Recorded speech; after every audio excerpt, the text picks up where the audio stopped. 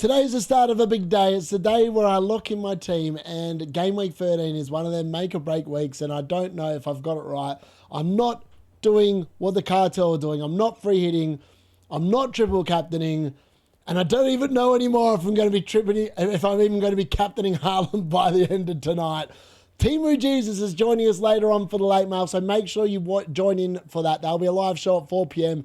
God knows how well it will go or how long it will be going. The man is already on the beers, and I'm recording this at 3:30 in the afternoon, and we're going live at midnight. So God knows how we're going to go. But if you do enjoy this content, make sure you smash a like on the video. Leave us a comment what you're doing and whether you'll be joining us on the late mail, and what you want to see us cover together live on the late mail as well. And with that being said, ladies and gents, if you haven't already smashed that sub button, you know you need to do that. And with that being gone, let's go.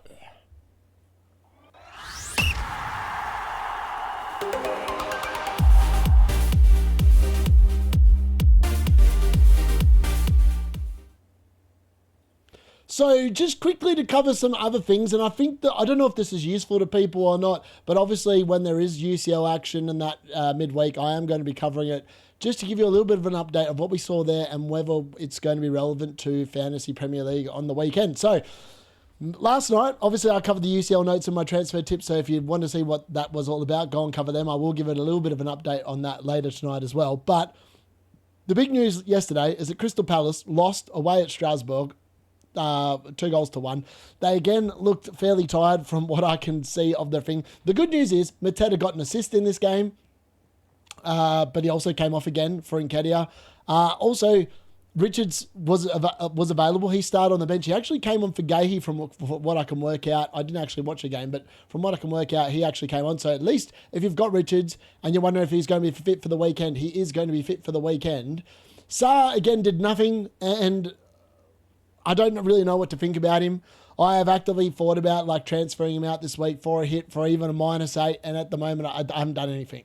I think I looked at the fixtures and I was like, oh, I've just got to let it roll till at least Burnley. Give him the Burnley game. If he's done nothing by then, well, it's an easy move to Minte in preparation for the AFCON anyway. Other news, and this is going to deplete Palace even further, is that Will Hughes went off injured. So what is already a fairly small squad might have just got a little bit smaller. Wharton obviously started on the bench and came on for Will Hughes. But yeah, a bad result for them, and it gave some mixed injury news there as well. Nottingham Forest. Now they continue dice ball. It's off and running, folks. It's another easy win. They routed Malmo at home here 3-0. And Milinkovic, long having been the 4 on my side for the first 5 game weeks of the season, where I was like, it's inevitable that man will score a goal. Well, it didn't happen in the first 5 weeks, but it's finally happened, folks. He scored. I think he even got an assist in this game. He literally, from what I read of the match report, Milinkovic was everywhere. He was everywhere in that Nottingham Forest in terms of an attacking sense. So maybe it is my time, but it's Milinkovic that it's going to deliver. But I don't know if I've got any balls to go back there at all after being burnt for 5 weeks in a row. I don't know if I can actually do it. Other players that got benched were Anderson. There was actually a fair bit of rotation in this game. Murillo went off also with an undisclosed injury. That is going to be one to monitor and look out for press conference updates tonight, based on whether he is going to be fit. But I mean, if he's gone off yesterday, is he really going to be fit in 2 days' time? He's already been injured once this year as well, Murillo. So that's not ideal. A lot of Igor Jesus was rotated. There was just so much rotation for Nottingham Forest, and he easily accounted for Malmo. It was the complete opposite of what happened with Crystal Palace, where they played the full strength team and lost. And then on to Aston Villa. Again, there was some rotation here as well. Marlon started instead of Watkins. Luca Dean and Matty Cash were both benched, and it was Bogard and Matson who started in the fullback roles. But they just carried on their merry way. I mean, Sancho started in this game as well. But I would imagine that was a fair bit of rotation from memory, because I can't imagine Sancho starting on the weekend. I can't imagine Matty Cash starting on the bench either. So I think maybe there was just a little bit of strategic rotation there, and they accounted for the young boys fairly simply, other than the fact that obviously they conceded in the 90th minute, which added for a little bit of a nervy moment at the end. But Rodgers got another assist, so he's banging form. So that looks exciting if you're on free hit, or if you've bought in Morgan Rodgers. He should be really good again against Wolves, I would think. And let's be honest, I think it was another good result. Aston Villa, after starting the season shockingly, have all of a sudden managed to get themselves in the top 4, and they're doing quite well in Europe. So I don't know. I don't know how they've done it, but they've done it. And Emery, I mean, it's the master of Emery. He just seems to get the job done. So how did my team go in game week 12? Well, it was a green arrow, folks. We took a hit. It wasn't what looked like a really good week to take a hit because the team looked so good on paper. Didn't perform anywhere near how I expected it to perform. But we'll take the green arrow, which took us from 5.5 something million up to 5.4. Now, weirdly, Live FPL has my rank at 5.2. The official site has had it at 5.4 all week. So maybe there's about 200,000 teams on the exact same amount of points as me. So that is a good sign that hopefully I can get it right this week a little bit more. And it was just a frustrating week, to be honest. I mean, Senesi and Petrovic combined for 4 points against West Ham. I mean, they conceded 2 goals of 0.5 XGC. That didn't feel good. Then the Mateta-Sarr combo. I so wish now I had the Minte and Welbeck combo, because how much better is that combo performing week to week than the Sarr-Mateta combo? They're smoking them. Over the last 3 weeks I've owned them. It's a no-brainer. I think I'm down like 40 points just on those 2 players alone, and it could have been the other way. And it probably should have been the other way if I'd actually been using my brain a couple of weeks ago. But I didn't. Rice continues to tick over, another assist here. I mean, the man is just, he feels inevitable and just unstoppable at the moment. He also got the DC contributions just. Yeah, the yellow card kind of cost him any kind of bonus points. But again, he was really good value. And Bumo, disappointing, yellow card. Most transferred in player. He can't handle the tag. That's the second time this season he's been the most transferred in player of the game week. Both times he's sucked and blanked. He's combined for 3 points on those 2 weeks so far. So nobody buy him because he won't return. Then obviously Chalobah continuously get the job done. That's his 3rd clean sheet in a row. He did what was on the tin. Munoz was the star of the week. One of my 3 transfers in absolutely went ballistic. 14 points there. That was very nice. He was so close to getting the DC into 16. He was 1 off. And then Thiago, I mean, this was almost a biblical move. This is why I brought him in case the Semenyo didn't play. Semenyo didn't play. Thiago did. He could have had 13 points. Imagine finally having some luck and getting 13 points off the bench. I mean, I'll take 4 points off the bench. But in the end, the hit really did pay for itself. If Thiago got 13 points, my God, it would have been an amazing green arrow. It would have been inside the top 5 million teams. We're not. We're still struggling, but we've still got 2 chips. And we're going to go past game week 13 with 2 chips. So maybe there is a chance I could turn around. Also, the team does look half decent okay this week. And this is what I think this is what FPL's teaching me this year. Every time I think my team looks banging, and it looked banging on paper, right? There was not a dud fixture last week on paper.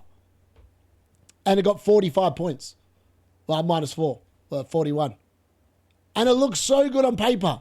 Like, I don't recall ever having a season where my team consistently looks really good on paper and consistently keeps on underperforming. It's just one of those things. We roll, we go again, and I'm kind of over the Man United performance now, so we're happy days, and we're close to getting some sort of a atonement. So onto the mini league leader, and it's still 5 at the back, set and forget. He's only just at the top now. The A team, who we covered in the late mail last week, who top scored in game week 11, they are coming. He's 4 points behind. It's really close to the top. 817 points for Ryan and set and forget. 813 for the A team in second spot. Overall rank of 511. I mean, what I would do to cry for that right at the moment, I would. But look, it just goes to show how good this man's team is. Lacroix, Munoz combined for 25 points in the back line. Senesi, Virgil, tick over. Kukurea, clean sheet. Raya even got 2 points compared to my Petrovic's 1. HAALAND, obviously everyone's got him. João Pedro was a little unlucky. And Mateta, I mean, the forward line wasn't overly good this week. But then he had the 11 Enzo points. The only thing he got wrong here this week was the captaincy. He had so many other big returns in his team. Went from Bruno, which made a lot of sense. I also went for Bruno myself. And Man United just failed to get the memo and show up on Monday night. So, unfortunately, he got stung by that. And to be honest, I would have benched Anderson as well. In fact, actually, no, I take that back. I would have played Anderson over Virgil. That's the only difference I would have done in Ryan's team last week, because Liverpool are crap. And that's, I do wonder, I'll have to ask him later because he's in the WhatsApp chat. If you haven't already joined, make sure you join that in the links in the video description. But I have to ask him whether he's going to sell Virgil, because you can't sit there and be happy with what he's dishing up and what Liverpool are dishing up. But long may it continue. The race of the battle at the top is really heating up. Remember, if you do win, you get a free shirt sent out by me at my expense with your name and whatever you want on the back of it. So, yeah, there is a reason to join the league. The league code's there. Also, make sure you smash that sub button while you're at it. So on to my final plugs for Game Week 13, and this, unfortunately, is a very popular week to free hit and or triple captain. Now, the reason why triple captain looks so appealing is because Leeds, we've already seen, they went to Arsenal earlier in the year, got smacked for 5 goals. Man City have rotated and rested a lot of their key players ahead of this fixture. So it makes a lot of sense. I understand the triple captain more than I understand the free hit. The free hit, I think a reason why a lot of people are free hitting is because of the Chelsea-Arsenal game. A lot of people have those kind of assets. But there's every reason to think that could be a 0-0. And double Arsenal defence and Chelsea defence comes in. I could definitely foresee that as a result. I could also see the attacking players getting returns as well. So, it's not one of them ones where I'm sitting there, I'm like, going, well, do you really want a free hit to dodge those players? I'm not sure you do. Then, originally the appeal of it was that West Ham were playing Liverpool, but Liverpool have now lost 9 of their last 12 games. They've conceded 3 goals in the last 3 games. That does not scream a team that I really want to be investing in. So I don't quite understand the free hit myself. I think realistically, a lot of people are like, oh, well, you want to buy City assets. Well, City have got an amazing run of fixtures for the foreseeable future. Why would you just not want to own them? Which is exactly where I've gone to. So yeah, I don't understand the allure. I feel like free hit 16, my strategy just looks so much better on paper, considering a lot of people are invested in Palace and a lot of people will be invested in City, and they play each other in Game Week 16. And it's also the week where Arsenal play Wolves, and you can load up on attacking assets for that game and hope that they come in big and you can get captaincy. If you don't want to buy Saka because he's not worth the money, you can buy him on free hit 16. It's probably the best week to buy him. Now, dodging Liverpool assets, I think, might actually be the smart play, and I talked about it last week. They are a club that's in complete free fall at the moment. It's going to be interesting to see how long Slot gets to turn it around, because the pressure is mounting, and he looked absolutely clueless midweek against PSV. How the Dutch farmers can come to Anfield and raid it for 4 goals, I'll never know, but it happened. And I, for one, think it's better off to just roll the dice and load up on Pep Roulette, and that's exactly what I'm going to be doing. Back to a late deadline tomorrow. There's no early kickoff, so the deadline will be at 1:30 p.m. So the deadline stream will start at 11:30 a.m. tomorrow. So make sure you keep an eye on that. And we're live tonight, folks. 4 p.m. UK time, which is midnight Australia Western time, in case anyone's wondering and is watching from here. And I am joined by a friend of the channel, Timu Jesus. He's going to be live in the building with me. So there's going to be no delay on the commentary with his internet. So that should be something special to behold. We're also going to have the Jesus Confessions segment as well. He doesn't know about it yet, but it's coming. The bloke who is third in the league as well, by the way, I wanted to point this out. So Gary on the Pubcast and Nick from Trig Talks FPL, they interviewed current number 3rd in the world in FPL this season. The dude literally plays like me. It's just he's had the luck and I haven't. He's like Captain Rice. He's captained all these amazing players that have banged instead of Haaland the last 5 to 6 weeks. I've just picked duds. I mean, I keep on saying this.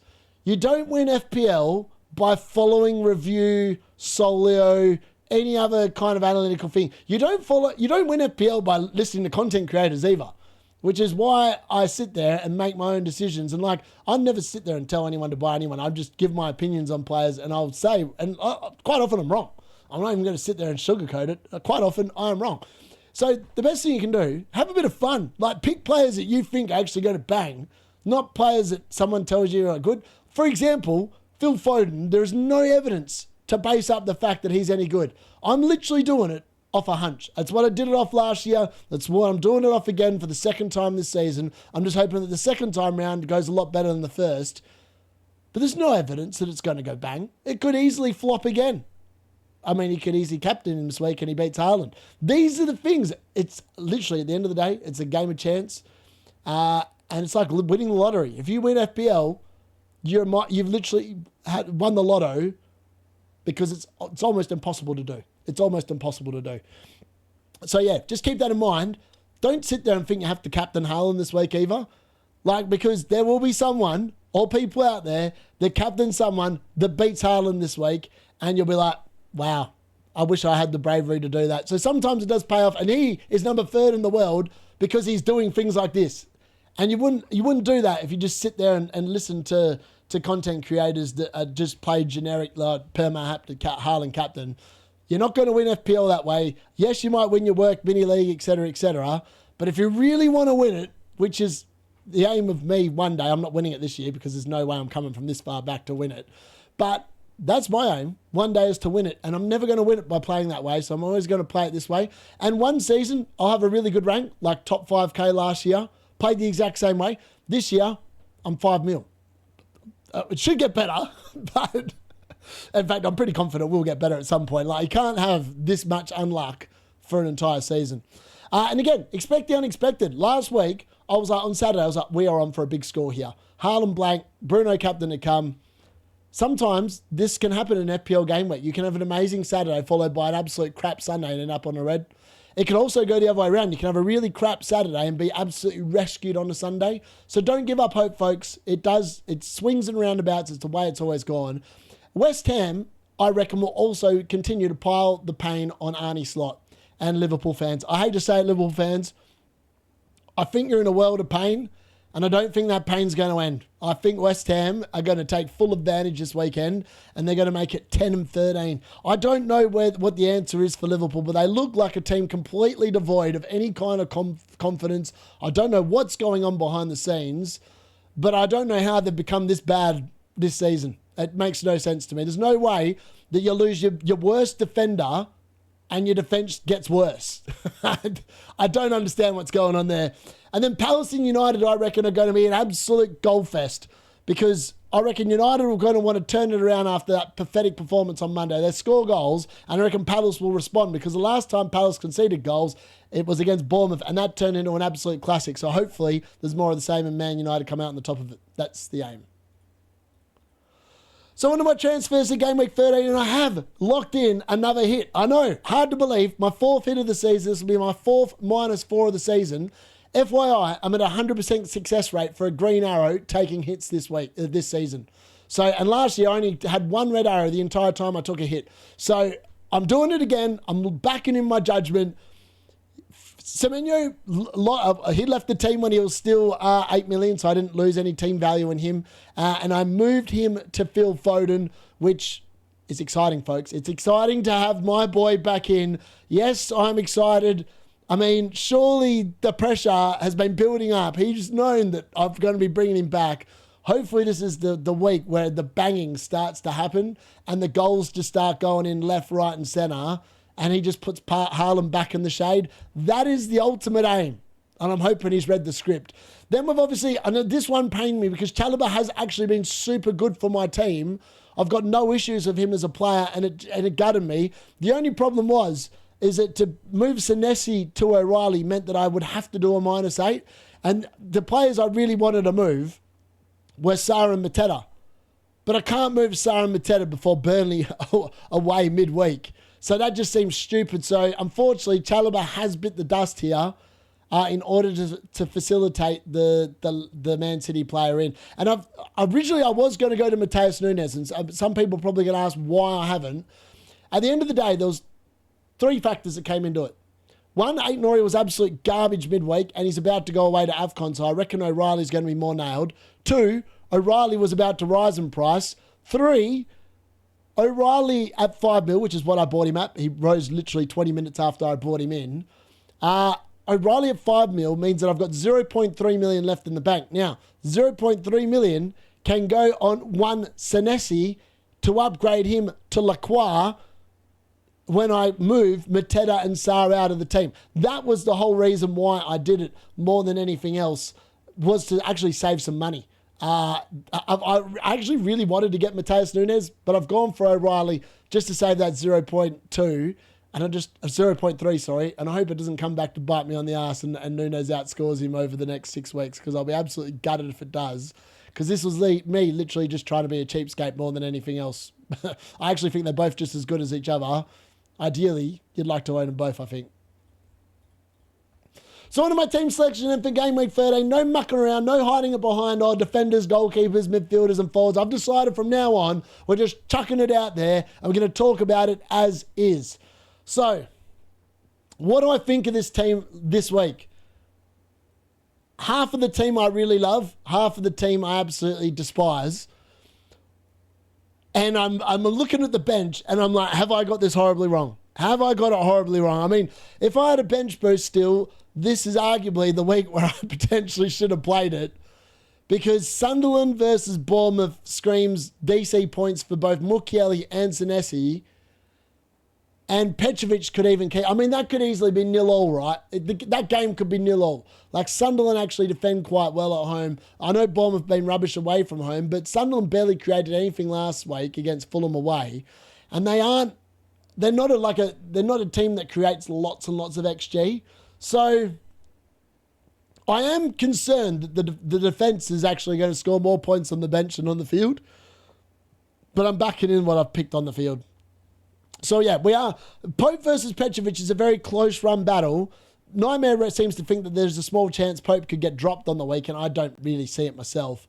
And I do put it down to, I think the Everton's attack is still worse than Sunderland's, even though I don't know why I'm saying that. That's where I've landed. I've gone with Pope. With no confidence at all, might I add. This might actually become a flip of the card on the late mail later on. Pope versus Petrovic, because I'm actively don't know which one I really trust playing. But yeah.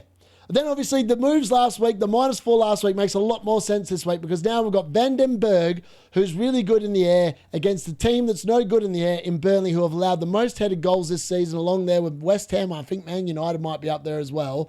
Then we got Thiago as well. He looks like a bit of a no-brainer, particularly for those people on free hits. So I'm covered against all those people picking those kind of players. Yes, I'm missing the likes of Kevin Shard and potentially Morgan Rogers and Ollie Watkins and these other players that people are probably going to have on free hit.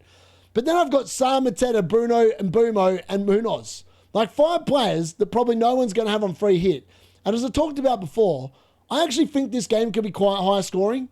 And if it's high scoring, you can guarantee that these 5 players, I mean, I'm saying this now, it's probably not going to happen now that I'm saying it. But you would imagine that these 5 players, if there are goals in that game, I'm going to be getting multiple attacking returns in my team if that game has a few goals in it. Like, you would just expect it to be getting returns for the D unit. So hopefully that is the case. Then obviously we need to talk about the Man City. We've got the triple up on Man City, and we're going to have it through for quite a substantial period of time. I mean, it looks pretty good. I've just realised in the bank is wrong. It's actually 0.3 million in the bank, not 0.2. That's the only error on this graphic for once. That's actually pretty good. A whole video worth of graphics that look pretty good. So, Haaland, Foden and O'Reilly. If I'm being honest, with the captaincy on one of those 3 as well, I am expecting 40 to 50 points from those 3 against Leeds. Like, I know that is being completely greedy, and I'm not playing triple captain, but I just expect points in this game. And look, to be honest with you, I know that the percentage ownership of Haaland this week is probably going to be close to 300, well, sorry, not 300, close to 200%. It might even be over 200% with all the triple captains. Is this a week where the D unit does a D unit play and gambles on captaincy and goes for my boy Phil Foden? I know it sounds ridiculous when you say it out loud, and I appreciate that. It's burnt me in the ass twice already this season. But I'm that kind of manager. And after I listened to the world number 3 basically talked about captaincy, you've got a feeling. Play the feeling. Unless you're winning the FPL and you're right at the top. In his case, I don't think I'd do it. I think I'd actually play Haaland captain, because I'd be too concerned that everyone else is going to do it and just cock it up. But I feel like if you want to really get up and you've had a crap start to the season, like, this could easily completely backfire 100% or completely dominate. So I am actively working that out. Then obviously I'm looking at the bench, right? And have I got Mukiele, Senesi right? Should I be playing one of them instead of Munoz? I'm not sure. I look at it in a couple of respects. So Man United are crap down the left-hand side. Like, Luke Shaw can defend, right? That's not a problem. The problem is Dorgu And heaven forbid if we do it, but I can actually foresee this idiot starting there. But Diego Dallo could easily start at left wing back. And if he starts there at left wing back, Munoz is going to have an absolute field day. And I would back him in for attacking returns completely. Now, I just don't think that is a game where there's going to be a clean sheet this week. So I'm quite happy having Munoz. I'm quite happy having the other four. And I feel like Rice is very unlucky to be on the bench because I think he could easily return against Chelsea as well. It's a week where I'm dreading what the bench is going to score and the fact that I played my bench boost for 4 points weeks and weeks ago. And I'm very scared. I'm very scared about my bench. It scares me a lot, folks. It scares me a lot. But I'm hoping that I've got these calls right. Let me know if I've got Pope over Petrovic right. Let me know if you play any of those defenders instead of that. And would you play Rice instead of anyone? I don't know. And also, what do you reckon? Phil Foden captaincy. Should the D unit do it? If you think I should captain him, whack it in the comments. Feel free to convince my mind. I'm very convincible, and I reckon that potentially I might actually end up going there. But I'm looking excited for this week. I mean, the 3 p.m. kickoff is going to be something biblical. It could be absolutely brilliant, or it could be absolutely shambolic. So that brings us to the end of my team selection video for Game Week 13. Hopefully you've enjoyed that and my ideas about why I'm not free hitting, why I'm not triple captaining, and I am hoping for the best. Yes, look, I am actively looking at triple captain 17 versus West Ham. I think potentially that could be better for City at home because there are a lot of fixtures in this bit. I think that they're going to probably be fine for 17. That's my plan in terms of when I'm looking to play it. As I said, if Amarin ever wakes up and starts playing Bruno in the 10 position when Mbumo goes away to AFCON, there is a world where I actually play the triple captain on Bruno as well in Game Week 19 or someone else entirely that's got a really good fixture. So it's very punty at this time of the season in terms of triple captain and that. And there's no real strategy involved because every man and his dog's going to play triple captain the doubles later on this season because there's no assistant manager chip. So there's really less chip strategy to be had this season in general. So I just think it's a week to have a punt. So I'm going to have a punt. And I might even captain Phil Foden. We'll have to wait and see what the card says on the late mail. What Timu Jesus reckons of the idea as well. We'll be live at 4 p.m. Make sure you join for that. And if you haven't already, smash a like, leave us a comment. Make sure you smash that sub button as well. And we'll see you at 4 p.m. tonight for the late mail. It's going to be an exciting show, folks, and I'll catch you then. I've been the D Unit.